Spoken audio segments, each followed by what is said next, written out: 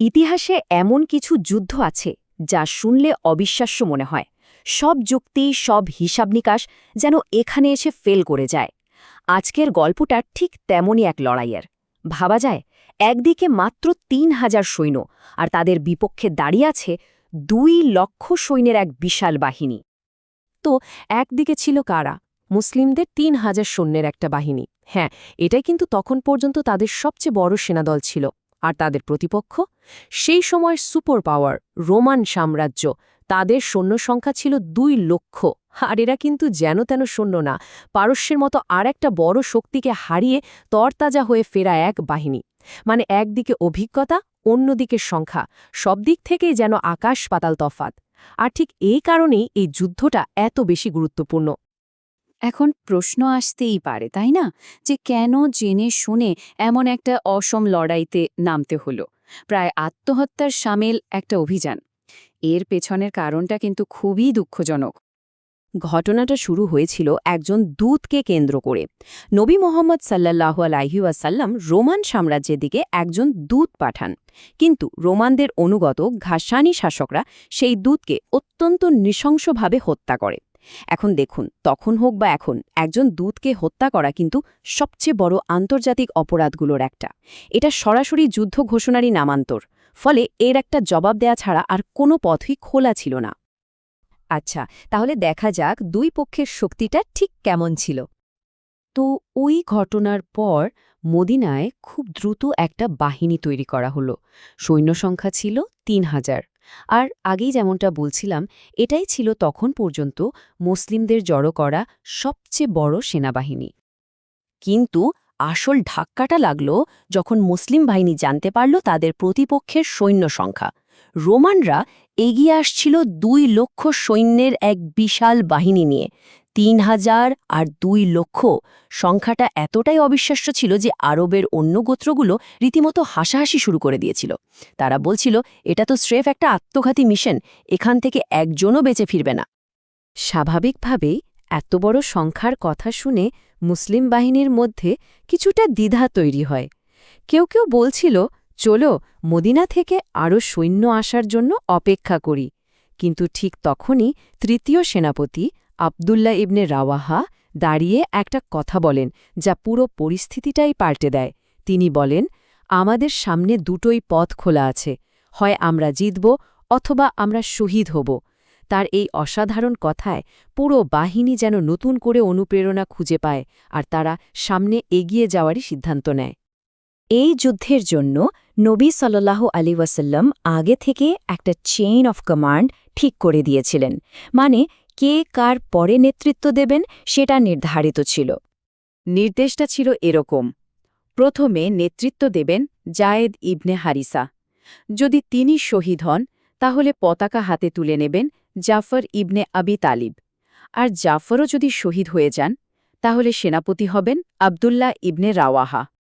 কিন্তু যুদ্ধ শুরু হওয়ার পর যা ঘটল তা ছিল কল্পনাতীত। কিছুক্ষণের মধ্যেই পরিস্থিতি ভয়াবহ রূপ নিল। একে একে নবীজির ঠিক করে দেওয়া ৩ জন সেনাপতি শহীদ হয়ে গেলেন। প্রথমে জায়েদ পতাকা হাতে বীরের মতো লড়তে লড়তে শহীদ হলেন।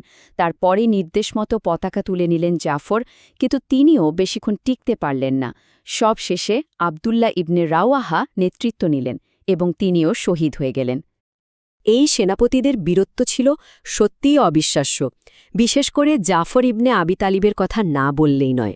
বলা হয়, যুদ্ধের ময়দানে তার একটা হাত কেটে যায়, তিনি অন্য হাতে পতাকা ধরে রাখেন। যখন সেই হাতটাও কেটে যায়, তিনি ২ বাহু দিয়ে পতাকাটা জড়িয়ে ধরে রাখেন। যুদ্ধের শেষে তার শরীরে ৫০টারও বেশি আঘাতের চিহ্ন পাওয়া গিয়েছিল, আর তার একটাও কিন্তু পিঠের দিকে ছিল না। সব আঘাতই ছিল সামনের দিক থেকে। ভাবা যায় কি অসীম সাহসিকতা! তো ৩ জন সেনাপতি শহীদ, বাহিনী তখন নেতৃত্বহীন, প্রায় ছত্রভঙ্গ হওয়ার পথে। ঠিক এই রকম একটা চরম সংকটের মুহূর্তে সাধারণ সৈন্যদের মধ্যে থেকেই উঠে এলেন একজন নতুন নেতা। তার নাম খালিদ ইবনে ওয়ালিদ। তিনি কিন্তু কোনো সেনাপতি ছিলেন না, একজন সাধারণ সৈন্য হিসেবেই লড়ছিলেন। আর মজার ব্যাপার হলো, মুসলিমদের পক্ষে এটাই ছিল তার প্রথম যুদ্ধ। কিন্তু সেই যুদ্ধে তিনি এতটাই প্রচণ্ডভাবে লড়ছিলেন যে তার হাতে একটা দুটো নয়, ৯টা তলোয়ার ভেঙে গিয়েছিল। আর ঠিক সেই সময়েই যুদ্ধক্ষেত্র থেকে 1000 কিলোমিটার দূরে মদিনায় একটা আশ্চর্যজনক ঘটনা ঘটছিল। নবী সাল্লাল্লাহু আলাইহি সাল্লাম সাহাবীদের কাছে যেন লাইভ কমেন্ট্রির মতো যুদ্ধের বর্ণনা দিচ্ছিলেন। 3 জন সেনাপতির শাহাদাতের খবর জানানোর পর তিনি বললেন, এবং এরপর আল্লাহর তলোয়ারগুলোর মধ্য থেকে এক তলোয়ার পতাকা হাতে তুলে নিয়েছে।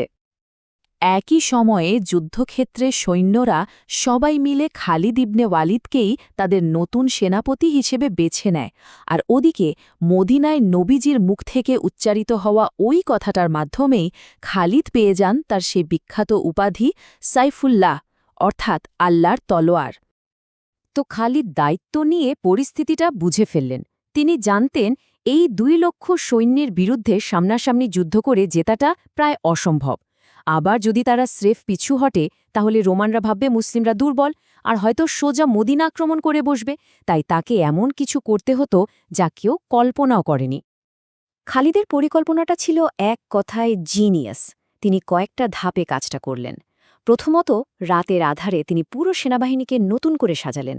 যারা পেছনে ছিল তাদের সামনে আনলেন, ডানের সৈন্যদের বামে, বামের সৈন্যদের ডানে পাঠালেন।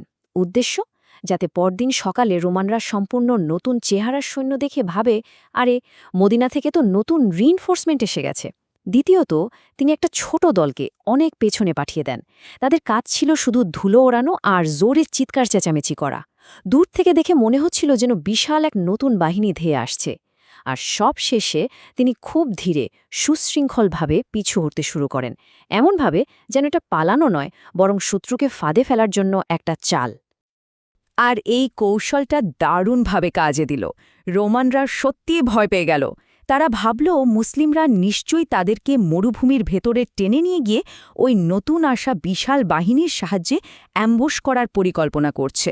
এই ফাঁদের ভয়ে তারা আর সামনে এগোনোর সাহসই করল না। আর এভাবেই মুসলিম বাহিনী প্রায় কোনো ক্ষতিগ্রস্ত ছাড়াই নিরাপদে মদিনায় ফিরে আসতে পারল। তাহলে এই যুদ্ধের আসল ফলাফলটা কি দাঁড়ালো? যুদ্ধক্ষেত্রে যা হয়েছে তার থেকেও অনেক বড় প্রভাব পড়েছিল আরবের সামগ্রিক রাজনীতিতে। আসলে সবচেয়ে বড় খবরটা ছিল এটাই, 3000 সৈন্যের একটা বাহিনী, তৎকালীন সুপার পাওয়ার রোমান সাম্রাজ্যের 2 লক্ষ সৈন্যকে চ্যালেঞ্জ করে প্রায় অক্ষত অবস্থায় ফিরে এসেছে। এই ঘটনাটা পুরো আরবে লিটারেলি দাবানলের মতো ছড়িয়ে পড়ল। এটা ছিল একটা বিশাল মনস্তাত্ত্বিক জয়। যে আরব গোত্রগুলো কদিন আগেও মুসলিমদের নিয়ে ঠাট্টা করছিল, তারা তো একেবারে হতবাক। তাদের মনে মুসলিমদের জন্য একই সাথে সম্মান আর ভয় দুটোই জন্মালো। আর এর ফল হলো অসাধারণ। অনেক গোত্র যারা আগে শত্রু ছিল তারা নিজেরাই এসে মদিনার সাথে জোট বাঁধতে শুরু করল। এক কথায় আরবের ক্ষমতার ভারসাম্যটাই পুরোপুরি মুসলিমদের দিকে ঝুঁকে পড়ল। যুদ্ধক্ষেত্রে হিসাবে দেখলে এটা হয়তো একটা পশ্চাৎপসরণ বা রিট্রিট ছিল, কিন্তু এর যে ফলাফল তা ছিল যে কোনো বিশাল জয়ের চেয়েও অনেক বেশি সুদূর প্রসারী।